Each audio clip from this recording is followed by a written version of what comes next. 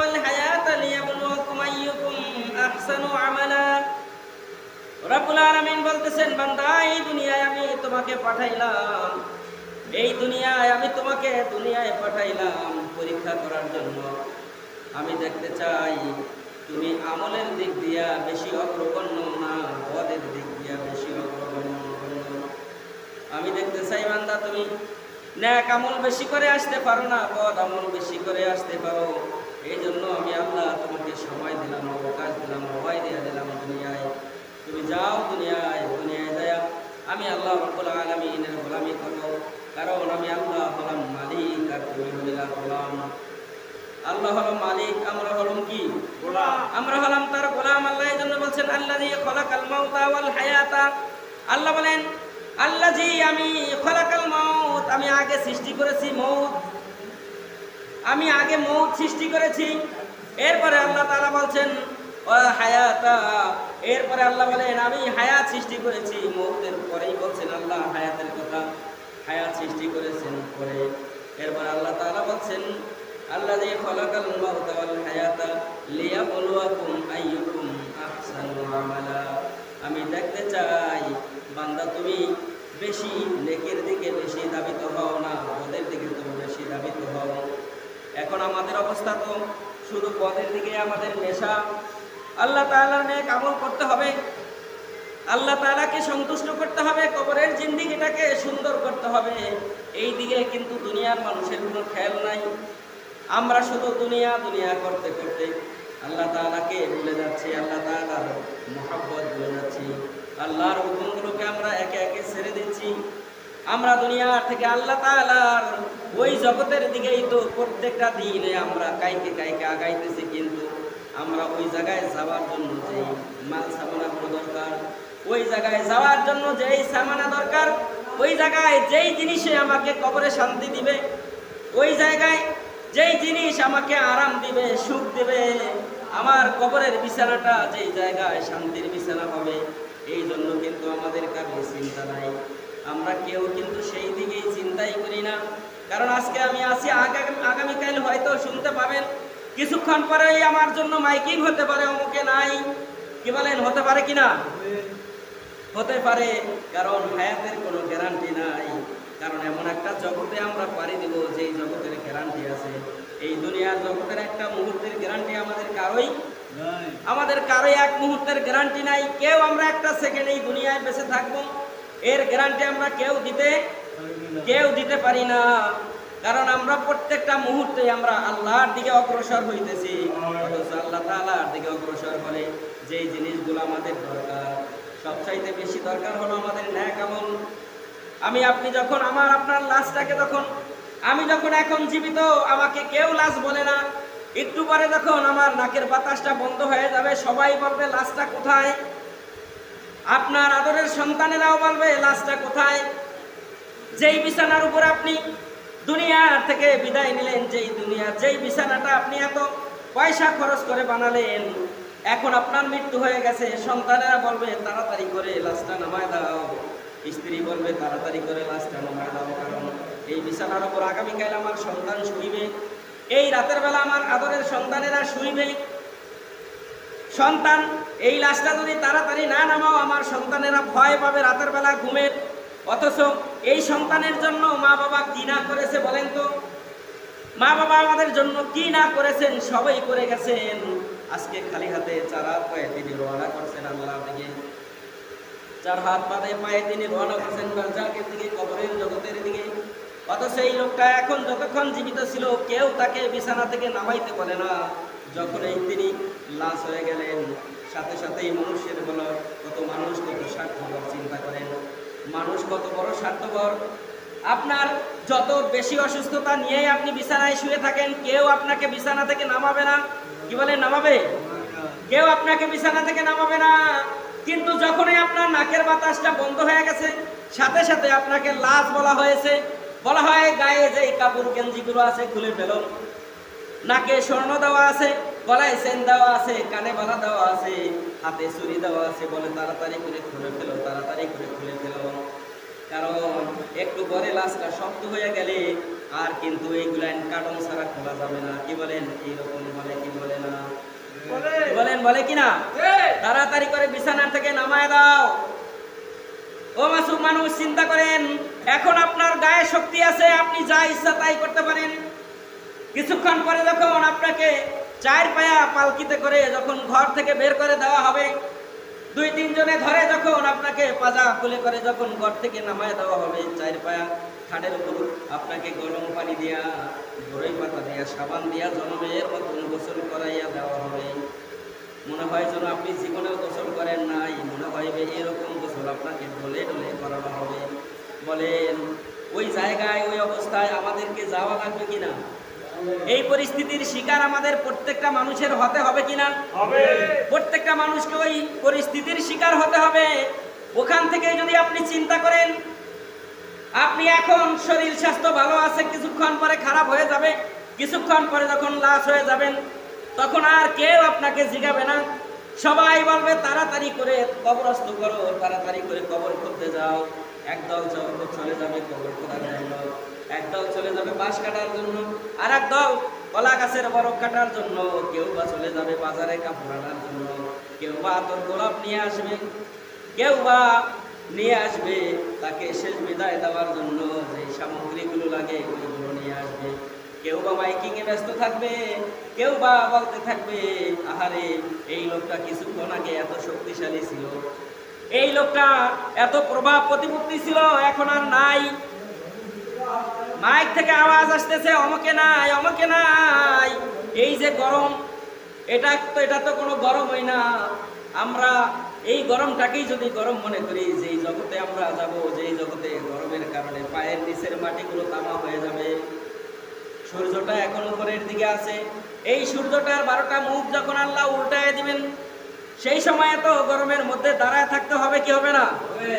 কি বলেন? সেই সময়ের জন্য আপনি পরীক্ষা দিয়ে যান দুনিয়া থেকে। ওই জায়গায় গেলেই যখন আপনাকে সূর্যের মুখটা উপর করে দেওয়া হবে, পায়ের নিচের জমিনটা যখন তামা হয়ে যাবে, ওই জায়গায় তো আপনাকেও দাঁড়িয়ে থাকতে হবে, আমাকে দাঁড়িয়ে থাকতে হবে। কি বলেন, হবে কিনা? ওই জায়গায় আমাদের সবাই দাঁড়ায় থাকতে হবে। ওই জায়গায় দাঁড়ানোর মতন ব্যবস্থা আপনি দুনিয়ার থেকে করে নিতে হবে। ওই জায়গায় আপনার পায়ের নিচে আল্লাহ নুরানি জুতা, আল্লাহ তাআলার পক্ষ থেকে এক জোড়া জুতা যদি হাসরের ময়দানে ওই কঠিন অবস্থায় যদি আল্লাহ জান্নাতের এক জোড়া জুতা আপনার পায়ে পরায় দেওয়া হয়, যেই গরমের কারণে জমিনটা তামা হয়ে যাবে, ওই তামার জমিনের গরম আর আপনার পায়ে লাগবে না। নামাজ পড়ার কারণে আপনার মাথায় যদি আল্লাহ তাআলা একটা নূরের টুপি পরায় দেয়, যেই টুপি পরে আমরা এখন নামাজ পড়তেছি, একটা টুপি যদি আল্লাহ তাআলা নূরের টুপি যদি আপনার মাথায় পরায় দেয় নামাজের কারণে, আল্লাহ তাআলার সূর্যের 12টা মুখের একটু তাপমাত্রাও আপনার মাথায় কোনোদিনও লাগবে না। এই অবস্থায় 50,000 বছর পর্যন্ত দাঁড়িয়ে থাকতে হবে হাসরের ময়দানে। আপনি হাসরের ময়দানে দাঁড়ায় থাকতে থাকতে হয়রান হয়ে যাবেন, তৃষ্ণায় গলাটা ফেটে যাবে, বুকটা যেন ছিঁড়ে যাইতেছে তৃষ্ণার কারণে। ওই সময় যদি আল্লাহ রাব্বুল আলামিনের হাবিব সাল্লাল্লাহু আলাইহি ওয়াসাল্লামের হাতের যদি এক ফোঁটা পানি, এক গ্লাস পানি যদি আপনি হাউজে কাউসারের পানি যদি রাসূলের হাতে পান করতে পারেন, 50,000 বছরের মধ্যে আর কোনদিন আপনার পানি তৃষ্ণা লাগবে না। সুবহানাল্লাহ। আল্লাহ রাব্বুল আলামিন বলেন, ইন্না আতাইনাকাল কাউসার ফাসাল্লি লিরাব্বিকা ওয়ানহার ইন্না শানিআকা হুয়াল আবতার। হে নবী, আমি আপনাকে হাউজে কাউসারের মালিক বানায় দিলাম। সুবহানাল্লাহ। আল্লাহর নবীকে আল্লাহ হাউজে কাউসারের মালিক সেই দিন বানায় দিবেন। আল্লাহ দুনিয়ায় তার নবীকে মালিক বানায় দিয়েছেন। ওই জায়গায় আমার আপনার নবী হাউজে কাউসারের পানি নিয়ে হাসরের ময়দানে দৌড়াবেন উম্মতের জন্য।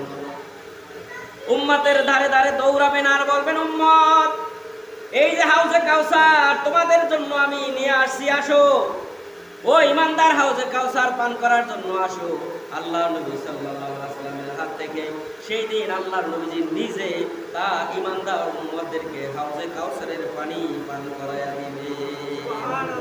আপনার ধরা লাগবে না, রাসূল তার মহব্বত দুনিয়ায় করার কারণে, রাসূলকে ভালোবাসার কারণে, রাসূলের সুন্নাত মোতাবেক জীবন পরিচালনা করার কারণে, আল্লাহর হুকুম দুনিয়ায় মানার কারণে সেই দিন আল্লাহ নবীজি নিজেই তার উম্মতকে হাউজে কাউসারের পানি নিজ হাতে পান করায় দিবেন। সুবহানাল্লাহ। সেই দিন এক গ্লাস পানি যদি আপনি পান করতে পারেন, হাসরের ময়দানটা হবে 50,000 বছর লম্বা। 50,000 বছরটা কেমন? 50,000 বছরের এক একটা দিন হবে দুনিয়ার 50,000 বছরের সমান। এখন আমরা 24 ঘন্টায় একদিন, এই 24 ঘন্টার দিনের 50,000 বছর যত বড় লম্বা, হাসরের ময়দানের এক একটা দিন হবে অত বড় লম্বা। কত কঠিন! এই দুনিয়ার 50,000 বছর আখিরাতের 50 দিনের সমান। দুনিয়ার 50,000 বছর হলো আখিরাতের 50 দিনের সমান মাত্র। সেই কঠিন ময়দানে দাঁড়িয়ে থাকতে হবে। সেই কঠিন ময়দানে যদি আপনার আমার নসিবে যদি এক ফোঁটা হাউজে কাউসার যদি নসিব হয়ে যায়, আর 50,000 বছরের মধ্যে কোনোদিন আর পানি তৃষ্ণা আপনাকে তৃষ্ণার্ত করতে পারবে না। ওই জায়গায় যদি হাউজে কাউসার খাইতে চাই, তাহলে দুনিয়া থেকে আমাদেরকে কি করতে হবে? নিঃসন্দেহে দুনিয়াতে আল্লাহর ন্যাক আমলগুলো করে যেতে হবে, আল্লাহর হুকুমগুলো পালন করতে হবে। আল্লাহ যে হুকুম আমাদেরকে করেছেন সেইগুলো পালন করতে হবে। আর নসে ওই জায়গায় যা হাউজে কাউসার পাওয়া যাবে না। আমরা দুনিয়ার থেকে বিদায় নেব, যখনই আমার নাকের বাতাসটা বন্ধ হয়ে যাবে, আমার বিছানা থেকে নামিয়ে দেওয়া হবে, আমার ঘর থেকে আমাকে বের করে দেওয়া হবে। একবার ঘর থেকে বের করার পরে আর আমাকে ঘরে কোনো দিন আনবে না। দুনিয়াতে জীবিত থাকা অবস্থায় আপনি যতবার বের হয়েছেন ততবার বাড়িতে আবার ঘরে প্রবেশ করতে পেরেছেন, কিন্তু হাসরের ময়দানে ওই মৃত্যুর পরে একবার যে আপনাকে ঘর থেকে বের করবে, আর কোনোবার কোনোদিন ওই ঘর রাস্তাকে ধরে ঢুকাবে না। কি বলেন, ঢুকাবে? ঢুকাইছেন, আপনাদের মা বাবাকে ঢুকাইছেন, যাদের মা বাবা মারা গেছে, আত্মীয় স্বজন যাদের মারা গেছে, একবার ঘর থেকে বের করার পরে লাশ আর ঢুকাইছেন? কেন ঢুকান নাই? ঘর থেকে মুরব্বীরা কইব, আরে ঘরে আর ঢুকাইও না, কারণ পোলা আনে ডরাইব। এতদিন জিন্দা ছিল, এই সময় ডরায় নাই, এখন মারা গেছে, আবার যদি ঘরে ঢুকায় তাহলে কি করবো? ঘরে সন্তানেরা ছোট ছোট নাতি নাতকুরেরা আছে, এরা ভয় পাইবে, ঢুকাইও না। আরে আফসোস, কিছুক্ষণ আগে আপনার যখন নাকে বাতাস ছিল, তখন আপনার দাম আছিল দুনিয়ায়, মর্যাদা ছিল, আপনাকে মানুষ মূল্যায়ন করেছে। যত অসুস্থতা নিয়ে আপনি ঘরে পড়ে রয়েছেন, মানুষ আপনার খোঁজ খবর নিছে, কিন্তু যখনই আপনি নাকের বাতাসটা আল্লাহ নিয়ে গিয়েছেন, ইন্তেকাল যখন আপনার হয়ে গেছে, তখন আর একবার ঘর থেকে বের করার পরে তাড়াতাড়ি বের করো, বিছনা থেকে বের করো, জামা কাপড়গুলো কেটে ফেলো, তাড়াতাড়ি খুলতে পারলে খোলো, নাইলে কেটে ফেলো, বেলে আনো, কেসি আনো, তাড়াতাড়ি করে ছিঁড়ে ফেলো, টেনে টেনে ছিঁড়ে ফেলা হবে। বলেন তো, এত সুন্দর, এত পয়সা দিয়া এত দামি জামা কাপড় আপনি কিনেছেন, ওই সময় আর কেউ বলবে না এটা দামি জামা কাপড়, কারণ কেউ পরতেও চাইবে না। বলবে যে এই লোকটা জামা কাপড় পরা অবস্থায় এই জামা কাপড় পরিয়া মারা গেছে, এইটা পরা যাবে না। কি বলেন, বলে কিনা? কি বলেন, বলে কিনা? মনে হয় মরার ভয় নাই আমাদের কারো, অন্তরের মধ্যে আছে? আমাদের কারোই কি অন্তরে মনে হয় কোনো মরার ভয় নাই? আমরা শুধু ফ্যানের চিন্তায় আছি, ফ্যান ছাড়ে না কাপ না। ঢোকার পরে তো দেখলাম পরিস্থিতি, ফ্যান ছাড়ে না কাপ। ফ্যান বাড়ি তো নিয়ে আসতেন, তাইলেই ছেড়ে দিতাম। আরে এই ফ্যান এখন মরলে কতক্ষণ পরে যখন গোরস্থানে ধুয়ে আসবে, কে ফ্যান চালাইবে? বলেন তো, কে ফ্যান চালাইবে? হ্যাঁ, আল্লাহর ফ্যানের বাতাস খাইতে চান? আল্লাহ তাআলার ফ্যানের বাতাস খাইতে হলে এখান থেকে কষ্ট করে যেতে হবে। এখান থেকে যদি কষ্ট করতে পারেন, ওই জায়গায় গেলেই আপনি ফ্যানের বাতাস নয়, আরো উন্নত মানের বাতাস আল্লাহ রাব্বুল আলামিন তার কুদরতি প্রযুক্তি দিয়ে আল্লাহ তাআলা কবরের মধ্যে বাতাসের ব্যবস্থাই করে দিয়েছেন।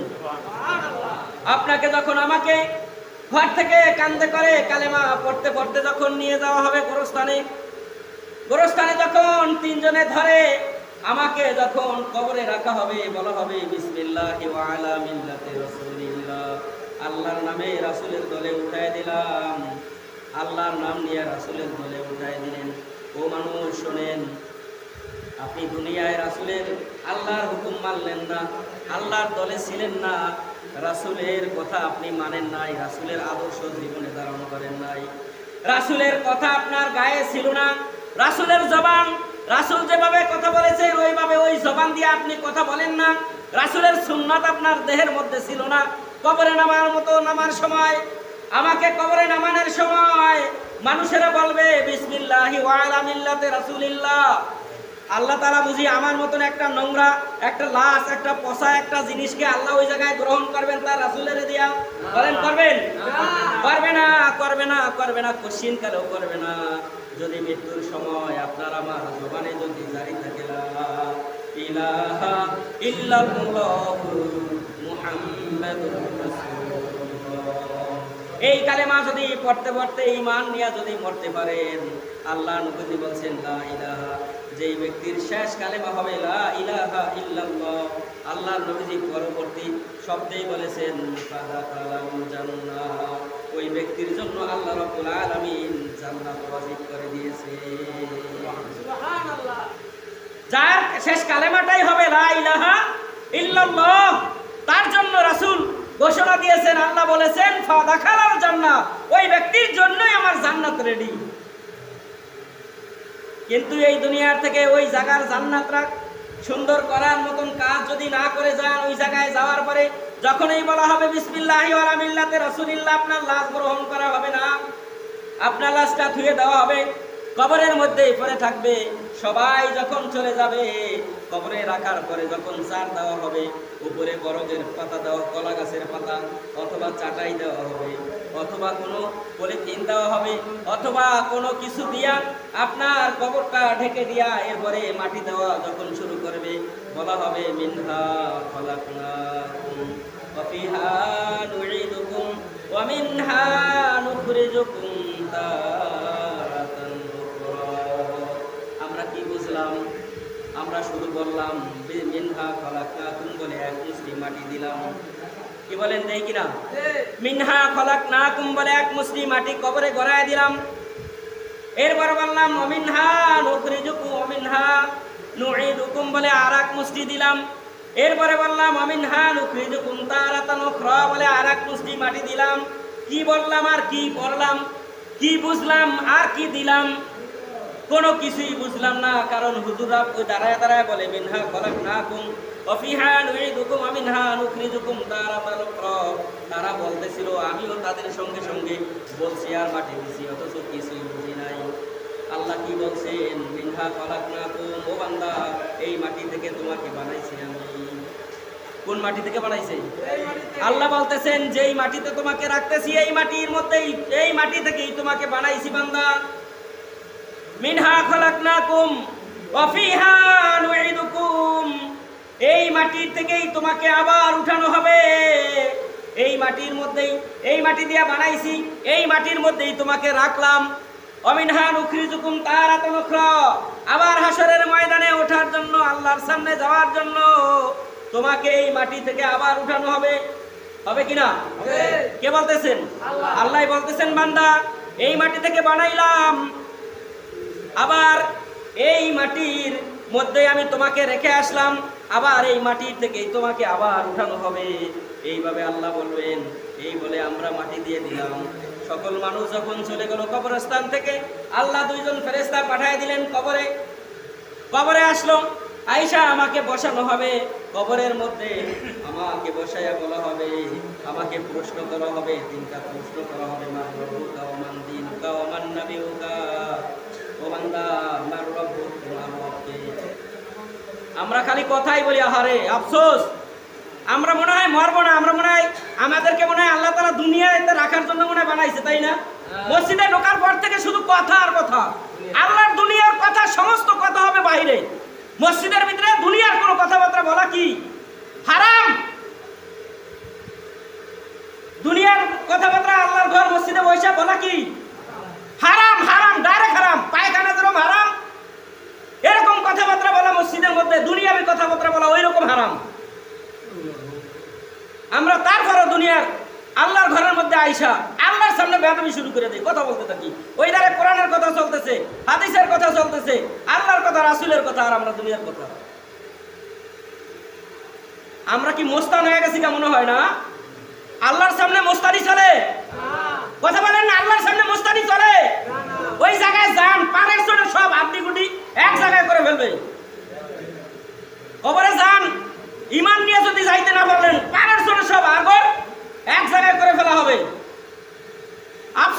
মানুষের। আল্লাহর ঘরে ঢোকার পরে অন্তরের মধ্যে ভয় থাকবে কার? আল্লাহ। আওয়াজ দিয়ে বলেন, অন্তরে ভয় থাকবে কার? আল্লাহ। এখানে বসে থাকবেন একদম গোলামের মতন। কারণ কার ঘরে আসছেন? আল্লাহ। মালিকের ঘরে আসছেন। মালিকের সামনে যেমন তার কর্মচারীরা মাথা নিচু করে চুপ করে দাঁড়িয়ে থাকে, দুনিয়ার মালিককে ভয় করিয়া এত সম্মান তাকে দেখাইয়া চুপ করে দাঁড়ায় থাকেন। আর যিনি আখেরাত, দুনিয়া এবং আখেরাতের মালিক যিনি, ইনি কি দুনিয়ার মালিকের চাইতে মনে হয় ছোট? আওয়াজ দেন, ছোট? মনে হয় হ্যার ক্ষমতা কমিয়ে গেছে গা? ফেরাউনের যেভাবে মারছে এর পরে মনে হয় আল্লাহর পাওয়ার কমছে কিছু। নমরুদের যেভাবে মারছে এর পরে মনে হয় কিছুটা কমছে। আবু জাহেলের ধ্বংস করার পরে মনে হয় আরো কমিয়ে গেছে। আমাদের কাছে মনেই তো হইতেছে তাই। আল্লাহ মনে হয় দুর্বল হয়ে গেছে নাকি? কারণ দুনিয়ার বয়স তো কম না, আল্লাহর বয়স তো অনেক হয়ে গেছে। কি কন? এই কারণেই মনে হয় যেন আমরা কথা বলতে সাহস পাইতেছি। আল্লাহর ঘরে আইসা, আল্লাহর ঘরে আইসা শুধুমাত্র একমাত্র কেবলমাত্র আল্লাহর কথা এবং তার রাসূলের কথাই শুধু বলা যাবে এবং শোনা যাবে। এর ছাড়া আর কোনো কথা বলা যাবে না। কারণ এর ছাড়া অন্য কথা বলার কোনো অধিকারই আল্লাহ তাআলা আপনাকে দেয় না। এখানে কথা হবে কার? আল্লাহ। ঘর যার কথা হবে তার, জমিন যার আইন চলবে তার। ফেরেশতারা ঈশাই বলবে কবরের মধ্যে, আমাকে আপনাকে যখন কবরের মধ্যে থেকে আপনাকে বসানো হবে, বসাই ফেরেশতারা আল্লাহ তাআলার হুকুমে আমার দেহের মধ্যে আবার রূহটা দিয়ে দেওয়া হবে। রূহটা দেওয়ার পরেই যখন ফেরেশতারা আমাকে জিজ্ঞাসা করবে, মার রব্বুকা, তোমার রব কে? বলেন তো আমাদের রব কে? আল্লাহ। আমাদের রব কে? আল্লাহ। আল্লাহ। আল্লাহ যে আমার রব, এইটা কি আপনি দুনিয়াতে তো অনায়াসে বলে দিলেন, কিন্তু কবরের মধ্যে যখন আপনি যাবেন ওই জায়গায় যদি এই রবকে যদি দুনিয়া থেকে যেইভাবে বলার সাথে সাথে বলে দিলেন, এইভাবে যদি দুনিয়াতে আল্লাহর আমলগুলো, আল্লাহর কথাগুলো, আল্লাহর হুকুমগুলো যদি পালন করেন, ওই জায়গায় যাওয়ার সাথে সাথে প্রশ্ন হওয়ার সাথে সাথে আপনি জবান দিয়া উত্তর দিয়া দিতে পারবেন। যখন বলবে তোমার রবকে, আমরা উত্তর দিয়া বলবো রব্বি আল্লাহ। আমরা উত্তর দেব কি? রব্বি আল্লাহ। আমাদের রবকে আল্লাহ। শাহাদাত আঙ্গুল উঁচু করে আল্লাহর দিকে তাকায় বলেন, আমাদের রবকে আল্লাহ। আমাদের রব হলো আল্লাহ। সেই দিন আপনি জবান দিয়া উচ্চারণ করতে পারবেন আমার রব আল্লাহ। আমার একটা প্রশ্নের উত্তর যখন হয়ে যাবে, ফেরেশতারা বলবে এই বান্দারে বাকি আর দুইটা প্রশ্ন জিগায় লাভ নাই, কারণ আসলটাই যেহেতু উত্তর দিয়া লাইছে, আর বাকি দুইটা উত্তর দেওয়া কোনো ব্যাপার না। কারণ যেই মালিক তাকে বানাইছে, যেই মালিক তাকে সৃষ্টি করেছে, সেই মালিককে দুনিয়ায় চিনছে। চিনার কারণেই আজকে প্রশ্ন করার সাথে সাথে উত্তর দিতে পারছে তার রব আল্লাহ। বলেন তো কে? আল্লাহ। আমাদের রব হলো আল্লাহ। আর যদি আপনি দুনিয়াতে আল্লাহকে না চিনেন, আল্লাহর হুকুম যদি না মানে, না আমল করে যান, ওই জায়গায় যাওয়ার পরে উত্তর আসবে, হায় হাত আলাদ্রি, আমি তো আল্লাহকে চিনি না, আমি তো মালিককে চিনি না, আমি তো স্রষ্টাকে চিনি না। ওই জায়গায় উত্তর আসবে, আমি কিছুই চিনি না, কিছুই জানি না। কারণ আল্লাহর হুকুম আপনি কোনোদিন পালন করেন নাই, আল্লাহ কি জিনিস চিনেন নাই, কে আপনাকে বানাইছে এটাও আপনি বিশ্বাস করেন নাই। আপনি বলছেন দেয়ার ইজ নো গড, আল্লাহ বলতে কিছু নাই। এইরকম মানুষ মনে হয় আমাদের সমাজে নাই? আছে। কি বলেন? আছে। আল্লাহ বলতে বলে কিছু নাই, কয় যা দেখা যায় না দুই নয়নে তা বিশ্বাস করি না গুরুর বচনে। এরকম প্রবাদ আছে না? যা দেখা যায় না দুই নয়নে বিশ্বাস করি না গুরুর বচনে। শুনছেন? আল্লাহকে কি দেখা যায়? দেখা কি যাবে দুনিয়াতে? হযরত মূসা নবী আল্লাহর কাছে তুর পাহাড়ে যায় বলতেন, আল্লাহ তোমারে দেখতে মন চায়, রব্বি আরিনি, ও আল্লাহ তোমারে দেখতে মন চায়, আমার মন চায় তোমাকে আমি একটু দেখি, তুমি কেমন আল্লাহ, আর তুমি আমারে কেমন বান্দা বানাইলা, আল্লাহ একটু দেখা দাও। আল্লাহর কাছে প্রত্যেক দিন আবদার করতেন। আল্লাহ বললেন, নূরে তুমি আমাকে যদি এতই দেখার আকাঙ্ক্ষা হয়, তুমি তুর পাহাড়ে আসো। যদিও তুমি দেখতে পারবে না, কারণ আমাকে দুনিয়ার কোনো চোখ দ্বারা দেখা যাবে না, আল্লাহকে দুনিয়ার চোখ দ্বারা দেখা যাবে না। হযরত মূসা নবী চলে গেলেন কোথায়? তুর পাহাড়ে চলে গেলেন। তুর পাহাড়ে যায় আল্লাহকে বললেন, আল্লাহ আমি তো আসছি তোমার সঙ্গে দেখা করার জন্য। আল্লাহ রাব্বুল আলামিন চলে আসলেন, শুধুমাত্র তার 70,000 নূরের পর্দা সর্বশেষ নম্বর পর্দাটা খালি একটু উঁচা করছেন। আল্লাহকে দেখার আগে 70,000 পর্দার মাঝখানে আমার আল্লাহ অবস্থিত। ওই জায়গা থেকে 70,000 নম্বর পর্দাটা যখন একটু উঁচা করলেন, ওই নূরের তাজাল্লিতে তুর পাহাড়টা পুরে ছাই হয়ে গেছে। মুসা নবী সহকারে তার যারা 12 জন সঙ্গী ছিল সবাই শেষ, সবাই মরে গেছে। মুসা নবী আবার তিনি যখন জ্ঞান ফিরলেন, আল্লাহ যখন তাকে জীবিত করেন, আবার জ্ঞান ফিরাই দিলেন। এরপরে চতুর্দিকে তাকায় দেখে কেউ নাই, ডাইনে বামে সামনে পিছনে যারা ছিল এখন আর কেউ নাই, কারণ এরা দেখতে চাইছিল। মুসা আলাইহিস সালামের আকাঙ্ক্ষা হয়েছিল দেখা, তাদের সঙ্গে একটু দেখে আসবে, কিন্তু আল্লাহ বলছেন রব্বিয়া, মুসা বলছেন রব্বি আরিনি, আল্লাহ বলছেন লান তারানি, আমাকে দেখতে পারবা না। তখন আল্লাহ তাআলা দেখার জন্য তারা গেছেন, কিন্তু সবাই শেষ। এবার আল্লাহর বান্দা বলতেছেন, আল্লাহ আমি এখন বাড়িতে কেমনে যাব, কারণ যাদেরকে নিয়ে আসছি এগরে নিয়ে যদি বাড়তে না যাই তাইলে তো আমারে কেউ আস্থা রাখবে না। তো আল্লাহ তুমি তাদেরকে জীবিত করিয়া দাও। আল্লাহ রাব্বুল আলামিন হযরত মুসা আলাইহিস সালাতু ওয়াস সালামের আবদার রাখলেন, আল্লাহ তাআলা তাকে জীবিত করে দিলেন। আল্লাহ রাব্বুল আলামিন সবাইকে জিন্দা করে দিলেন, সবাইকে নিয়ে তারা চলে গেলেন যার যার বাড়িতে। এরপরেও তাদের মধ্যে আত্মবিশ্বাস আসে নাই, আল্লাহ আছেন যে এটা বিশ্বাস হয় না। আমাদের সমাজে এক শ্রেণীর মানুষ আছে যারা বলে আল্লাহ বলতে কিছুই নাই। এই শ্রেণীর লোকের অভাবও নাই, দেখবেন এরা আবার বুদ্ধিজীবী, দাঁড়িয়েও নাই, বসো নাই, মাথার সব পড়িয়া গেছে, মাথায় যা আছে সব বুদ্ধি খাটাইতে খাটাইতে সব আল্লাহর সামনে এরা বুদ্ধি খাটায়। আল্লাহ লাগে বুদ্ধি খাটায় লাভ আছে? সব মানুষ যখন বুদ্ধি খাটাইবে, যেই জায়গায় মানুষের বুদ্ধি শেষ সেই জায়গা থেকে আল্লাহটা শুরু হয়। যেমন আল্লাহ নবীকে মারার জন্য আবু জাহেল দারুণাদার বৈঠক বসছিল, তারা এক জায়গায় বৈশা সব মন্ত্রী পরিষদরা সিদ্ধান্ত নিয়েছিল আল্লাহ নবীকে হয়তো মেরে ফেলবে, নাইলে যাবজ্জীবন জেলখানায় ঢুকাই দিবে, অথবা রাসূলকে দেশ থেকে বের করে দিবে। তখন তারা সিদ্ধান্ত নিয়ে আল্লাহ নবীজির বাড়ি ঘেরাও করেছেন। আল্লাহ তাআলা কোরআনের মধ্যে আয়াত নাযিল করেছেন, ওয়ায়ামকুরুল্লাহ ওয়াল্লাহু খায়রুল মাকিরিন। ও বান্দা, তুমি যেই পরিকল্পনা করো, তোমার কোন পরিকল্পনা আমার কাছে গ্রহণযোগ্য না। আমি আল্লাহর পরিকল্পনাই চূড়ান্ত পরিকল্পনা। কার পরিকল্পনা সেরা? আল্লাহ। দুনিয়ার সব মানুষ পরিকল্পনা করছে এক, আল্লাহ বলছেন ওইটা বাদ, চলবে না। যেমন আবু জাহেল সিদ্ধান্ত নিয়েছিল একটা, আল্লাহ বলছেন তোমার সিদ্ধান্ত বাতিল, কারণ আমার নবীরে পাঠাইছি এই দুনিয়াকে সাজানোর জন্য, দুনিয়ার মানুষদেরকে জান্নাতে নেওয়ার জন্য, আর তুমি তারে মারিয়া লাইবা, জেলখানায় ঢুকাই দিবা যাবজ্জীবন, আর নাহলে দেশ থেকে বের করে দিবা। তুমি কিছুই করতে পারবে না, কারণ তুমি যে পরিকল্পনা করবা তা আমার আগেই নলেজে জানা ছিল। সুবহানাল্লাহ। তোমার পরিকল্পনা নস্যাৎ করার জন্য আমি আল্লাহ আগেই চূড়ান্ত সিদ্ধান্ত নিয়ে রাখছি। সুবহানাল্লাহ। তাহলে আল্লাহর সিদ্ধান্তই কি বলেন? আল্লাহর সিদ্ধান্তই কি? আল্লাহর সিদ্ধান্ত চূড়ান্ত, এরপরে আর কোনো সিদ্ধান্ত হতে পারে না। ফেরেশতারা বলবে ওমান নবিউকা, তোমার নবীকে। আল্লাহ প্রথমেই প্রশ্ন করবে আমার রব্বুক, তোমার রবকে। উত্তর যদি দিতে পারেন দিয়া দিবেন, আর যদি না পারেন বলবেন হায় হাতালা আপনি। এরপরে আবার ফেরেশতারা বলবেন ওমান দীনুকা, তোমার দিন কি, তোমার ধর্ম কি, তোমার জীবন ব্যবস্থা কি, দুনিয়াতে কোন ধর্মের উপর তুমি ছিলা, তুমি কি ইসলাম ধর্মের উপর পরিচালিত হয়েছিল কিনা। যেই দাওয়াত দেই দ্বীনের দাওয়াত নিয়ে আমার নবীজি দুনিয়ায় গেছেন, যেই দ্বীনের দাওয়াত নিয়ে আমি রাসূলদেরকে দুনিয়ায় পাঠাইছি, নবীদেরকে মিশন দিয়া পাঠাইছি, সেই নবীর দ্বীনের উপর তোমরা ছিলা কিনা।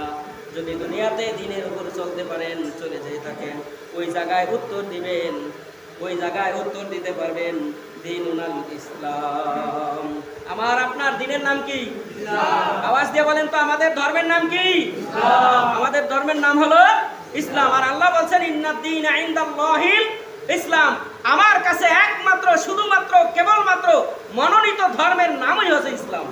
সুবহানাল্লাহ। ইসলাম ছাড়া দুনিয়াতে আর যত ধর্ম আছে সবগুলো ফাহুয়া বাতিলুন, সবগুলো কি? বাতিল, সবগুলো রিজেক্ট। এইগুলানের কোনো ভিত্তি নাই, ওইগুলান তাদের মন গড়া জীবন ব্যবস্থা। আর আমরা যারা মুসলমান, আমাদের জীবন ব্যবস্থা হচ্ছে কার মন গড়া? আল্লাহ। আওয়াজ দিয়ে বলেন, কার মন গড়া? আল্লাহ। আমাদের জীবন ব্যবস্থার স্রষ্টা কে? আল্লাহ। আমাদের জীবন ব্যবস্থা দিয়েছেন কে? দুনিয়াতে চলি, আমরা দুনিয়ার মানুষের মন করা কোনো জীবন ব্যবস্থায় চলি না। আর যদি উত্তর দিতে না পারেন বলবেন হায় হাতা লা আদরি, উত্তর এই হবে। আবার ফেরেশতা প্রশ্ন করবে আমান নাবিউকা, অথবা বলা হবে মান হাজার রাজুল, আল্লাহ নবীজিকে সরাসরি কবরের মধ্যে দেখানো হবে। হাদিসে এসেছে আপনি মৃত্যুবরণ করার সময় যখন কালেমা আপনার নসিব হয়েছিল, যদি কালেমা নসিব হয়ে থাকে তাহলে সেই সময় আমার আপনার রাসূল আমার সামনে কালেমা পড়ার সময় দেখা দিয়েছে। এই জন্য ইমানদার যখন মৃত্যুবরণ করে হাসতে হাসতে থাকে, মুখ থেকে মুস্কি মুস্কি হাসি আসে, কারণ জীবনে যেই নবীকে কোনোদিন দেখেন নাই ওই নবী তার সামনে এসে হাজির হয়ে গেছেন। নবীর চেহারার দিকে তাকাইয়া মানুষ আর কোনো সময় ফিরাইতে পারে না। রাসূলকে দেখেই তিনি মুস্কি হাসবেন, অথবা আল্লাহ তাআলার জান্নাত তার সামনে ধরা হবে। যেমন বিবি আসিয়া আল্লাহ তাআলার কাছে বলছিলেন, আল্লাহ তোমার পাশে আমাকে একটা জান্নাতে ঘর বানায় দাও। আল্লাহ আসিয়াকে যখন আসিয়াকে ফেরাউন মারতেছিল, যখন ফেরাউন অত্যাচার করতেছিল, তখন আসিয়া জীবন যখন চলে যায় তখন আসিয়া মুস্কি মুস্কি হাসতে আছে। ফেরাউন বলতেছে, কিরে আসিয়া, রে এত অত্যাচার করলাম, এত নির্যাতন করলাম, এখন মৃত্যুর সময় ঘনিয়ে এসেছে, এখন রুহটা চলে যাবে, আমার আসিয়া দি মুস্কি মুস্কি হাসতেছে, কারণটা কি? আসিয়া তখন অকপটে জবান থেকে চলে এসেছিল লা ইলাহা ইল্লাল্লাহু মুসা কালিমুল্লাহ। আসিয়াকে ইসলাম থেকে বের করে দেওয়ার জন্য ফেরাউন চেষ্টা করেছিল, ফেরাউন অত্যাচার করেছিল তাকে ইসলাম থেকে বাদ দেওয়ার জন্য, ইসলাম থেকে বের করে আনার জন্য, আবার কুফরিতে নেওয়ার জন্য। যখন এই আসিয়া জবান থেকে এই কালেমা যখন পড়ছিল, এই আসিয়ার অত্যাচার দেখার জন্য হাজার হাজার মানুষ ময়দানের মধ্যে ছিল। আসিয়ার জবান থেকে কালেমার আওয়াজ শুনিয়া একসাথে হাজার হাজার মানুষ কালেমা পড়ে মুসার উপর ঈমান এনে মুসলমান হয়ে গেছে। এবার ফেরাউন কা আয় হয়, আমি চাইলাম কালেমা যেন মানুষ বন্ধ করে দেয়, এই অত্যাচার দেখে মানুষ ডরেও আর কালেমা গ্রহণ করবে না। আর এখন দেখি অত্যাচার বেশি হওয়ার কারণে আমার আসিয়ার কণ্ঠের কালেমা শুনিয়া ব্যক্তি তো কালেমা পড়ে মুসলমান হয়ে গেল।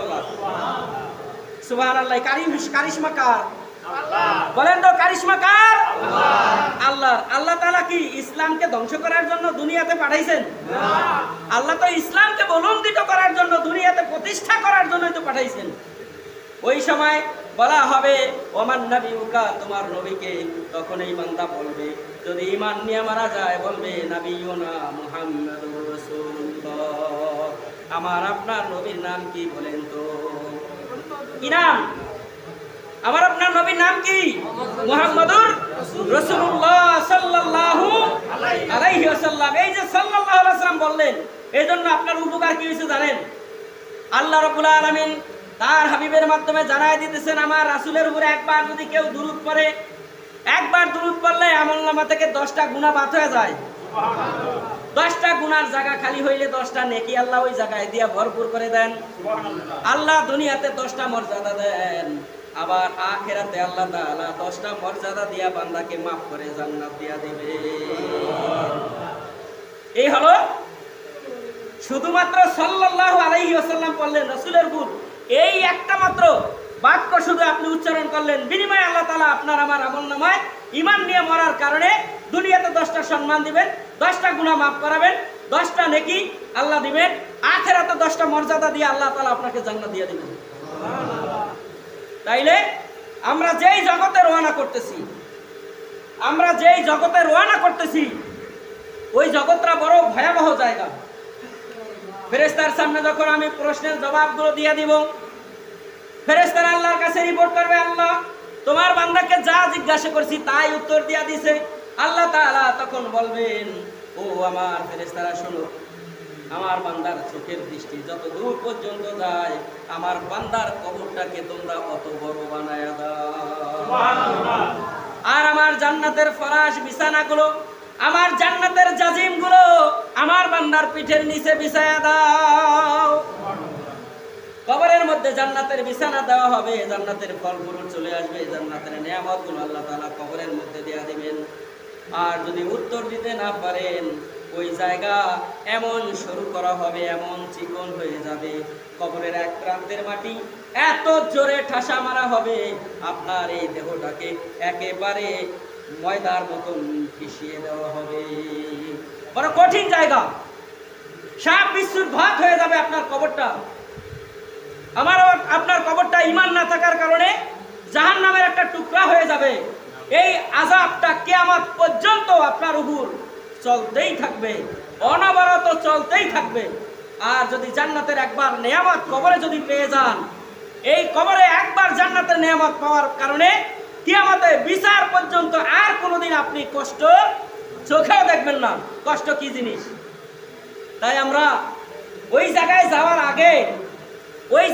যাওয়ার আগে আল্লাহ বলছেন, ওয়ালা তামুতুন্না ইল্লা ওয়া আনতুম মুসলিমুন, তোমরা মুসলমান না হইয়া মরিও না। আল্লাহ বলতেছেন, বান্দা মুসলমান না হইয়া মরিও না। আমরা তো সবাই মারা যাব না, যাব না? কি বলেন? আমরা যারা কথা বলি নাই যে আমরা মনে হয় মরুম নাকি, ওই নাকি এরকম কেউ থাকতে পারবো? কেউ থাকতে পারছে? দাদাই ছিল চলে গেছে, বাবাই ছিল চলে গেছে, পরদাদা ছিল চলে গেছে, আমার সিরিয়াল, আমিও চলে যাব। হয়তো আমার আগে আমার সন্তানও চলে যেতে পারে। কি বলেন? পারে না? আপনি চলে যাইতে পারেন না? আপনার কান্দে আপনার নাতির লাশ, পুতির লাশ কান্দে উঠতে পারে কি পারে না? এরকমই তো দুনিয়াটা। আসার সিরিয়াল আছে, যাওয়ার কোনো সিরিয়াল নাই। চলে যেতেই হবে, কোনো উপায় নাই, না যাওয়ার কোনো সুযোগ নাই, যেতেই হবে। এই জন্য ওই জায়গায় যাওয়ার আগে আপনি কিছু একটা নিয়ে যান, যেন ওই জায়গায় প্রশ্নের জবাবগুলো দেওয়া যায়। আপনি প্রশ্নের জবাবগুলো দিতে পারলেই আপনার কবরটা হয়ে যাবে জান্নাতের বাগান, আর উত্তর দিতে না পারলেই কবরটা হয়ে যাবে জাহান্নামের একটা টুকরা হয়ে যাবে, একটা গর্ত হয়ে যাবে। সাপ বিচ্ছু চলে আসবে, ধ্বংসন করতে থাকবে। যেই জবান দিয়া আল্লাহকে অস্বীকার করেছিলেন, যেই চোখ দিয়ে আল্লাহর নেয়ামত খাওয়ার পরেও আপনি শুকরিয়া আদায় করেন নাই, যে পাওগুলো আল্লাহ তাআলা দিয়েছিল, এই পাও দিয়ে আল্লাহর নেয়ামত আনতে যায়া আনছেন, খাইছেন, কিন্তু আল্লাহর নেয়ামতের শুকরিয়া আদায় করেন নাই। আল্লাহ তাআলা আপনাকে এই দুনিয়ায় পাঠাইছেন তার বন্দিগি করার জন্য, গোলামি করার জন্য। আমরা তো গোলাম, আমরা কার সামনে মাথা নুয়াই?